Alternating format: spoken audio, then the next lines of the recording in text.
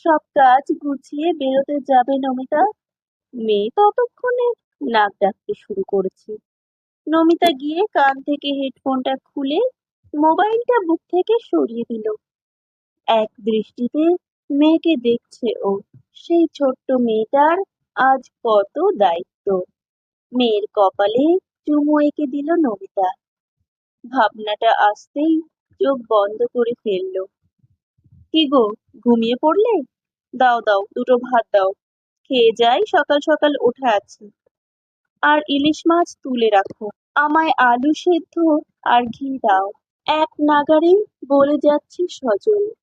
নমিতা বেশ বুঝতে পারছে কথাগুলো বলতে গিয়ে গলাটা ধরে এসেছে ওর। আজ রাতে মেয়ের পছন্দের বেগুন দিয়ে পাতলা ইলিশ মাছের ঝোল করেছিল নমিতা। 3 দিন পর আসতো মেয়েটা।